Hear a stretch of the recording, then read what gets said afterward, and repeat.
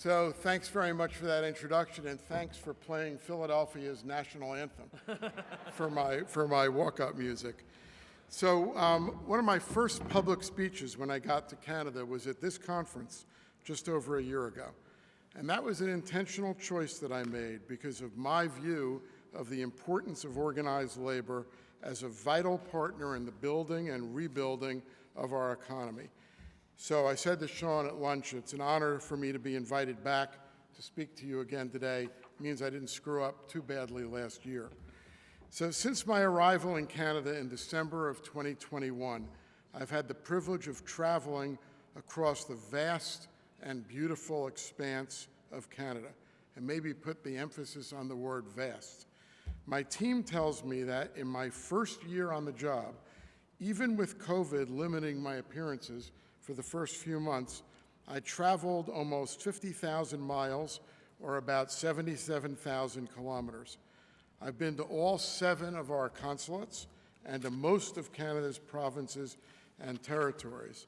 I've met all but 3 members of the cabinet and all of the premiers. I've met with most of the labor leaders in Canada. I've visited dozens of cities and communities across this great country, and I've joined hundreds of meetings and events, meeting thousands of Canadians, not just politicians or business leaders, but students and union members, just like the people in this room. My goal was to get out there and deliver a very important message, that the United States has no closer partner, friend, or ally than Canada.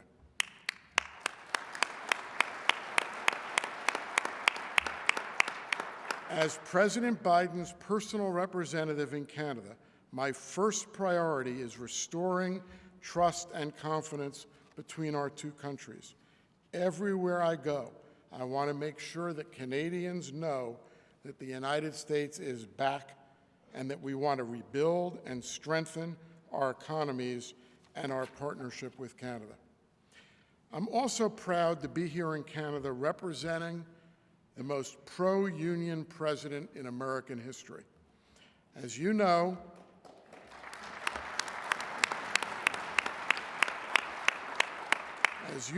President Biden spoke at the North America Building Trades Union's legislative conference just last month.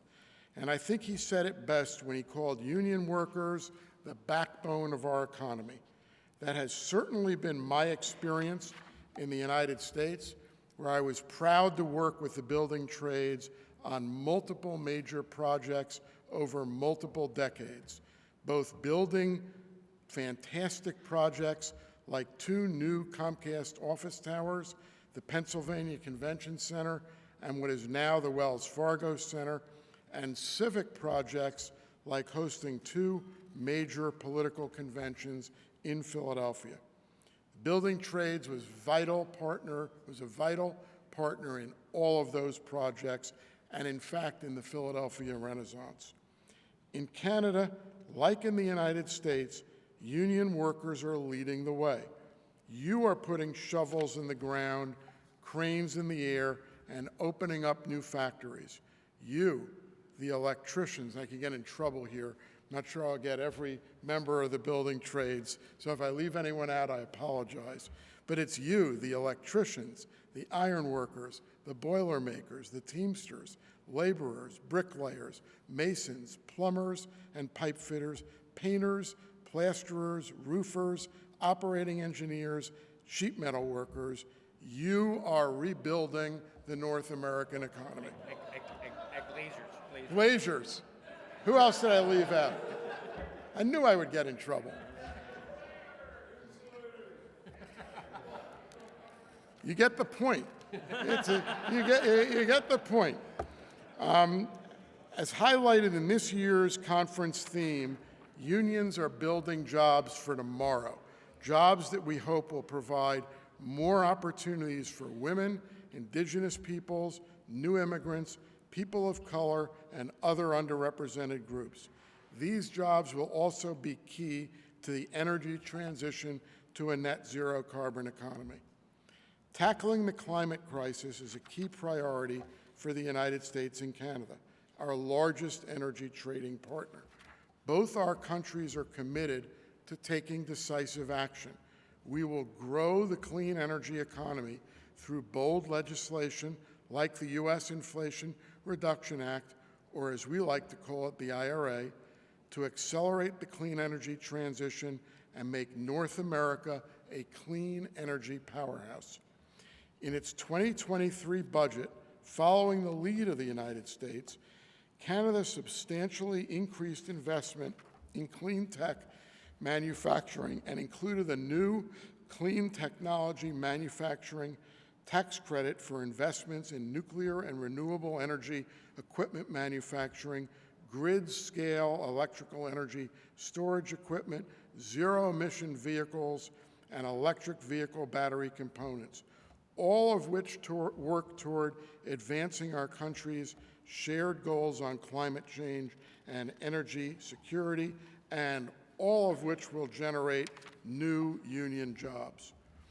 The United States and Canada have also committed to identify initiatives to promote training and work opportunities in priority areas such as clean energy and skilled trades. We will bring together key players from multinational companies, unions, state and provincial governments, and educational and training institutions to grow the pool of talent needed for critical supply chains. And we will work with automobile manufacturers, battery manufacturers, and of course, labor unions on training efforts and cross-border credentials to meet the growing demands for electric vehicles in North America.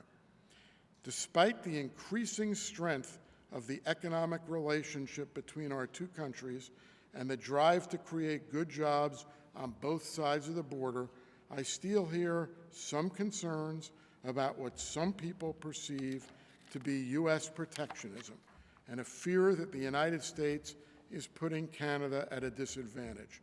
I'm sure you've all heard these rumblings too. But I'm here to tell you that these concerns are just misplaced.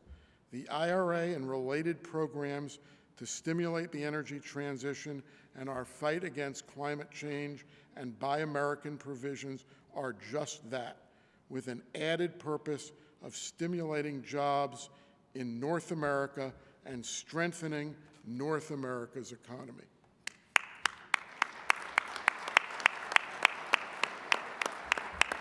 I think it's important to not bury the lead.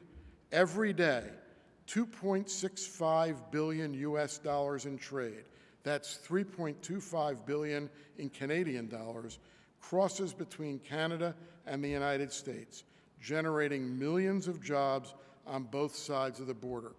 Our trade grew 20% year over year in 2022. Almost all of that is free trade. This makes Canada the #1 trading partner for the United States, and it makes the United States the #1 trading partner for Canada. More than 30 states count Canada as their largest export partner, and all of that is the case even under current Buy American standards and policies. Those numbers just don't seem very protectionist to me. In fact, Buy American provisions are nothing new. They've been a part of federal infrastructure policy and programs in the United States since 1933. And remember, Buy American relates only to federal government public procurement. It does not relate at all to private commercial trade. The numbers bear this out. I can do the math for you, but all in, the total amount of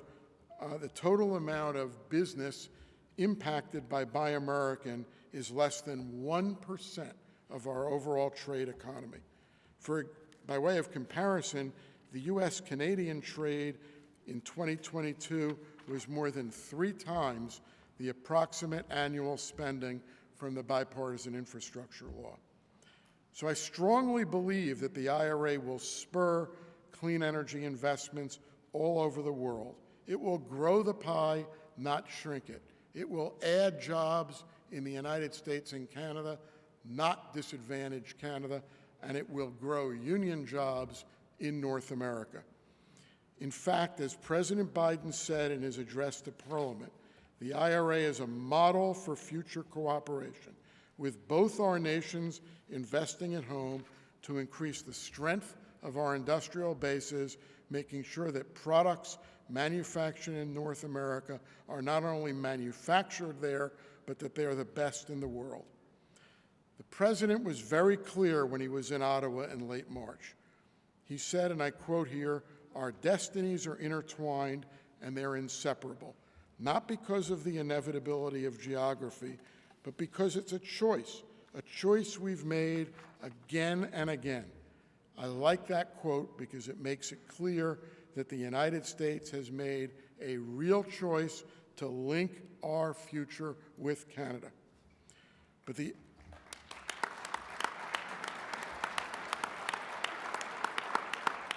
IRA is only part of the Biden-Harris administration's plan to stimulate a green economy and combat the climate crisis while working alongside valued partners like Canada. We are committed to building a coalition of allies and partners to invest in the creation of strong, independent, and reliable clean energy supply chains that put our free world in charge of its own energy future. U.S. National Security Advisor Jake Sullivan said in a recent speech on economic policy that while we will unapologetically pursue our industrial strategy at home, we are also unambiguously committed to not leaving our friends behind. We want them to join us. In fact, we need them to join us.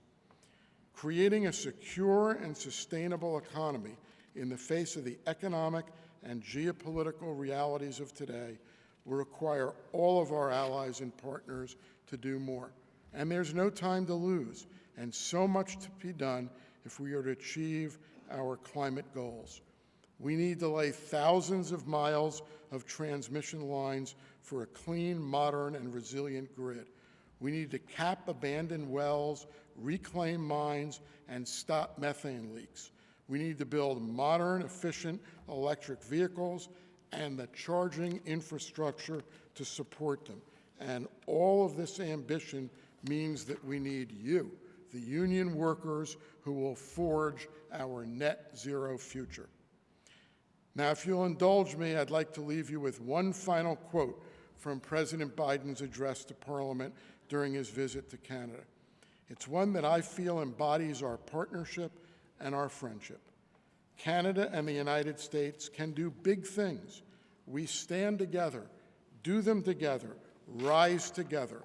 We're going to write the future together, I promise you. So thank you all for playing a vital role in that future vision of President Biden in the United States, and thank you for inviting me to talk with you today. Have a great day.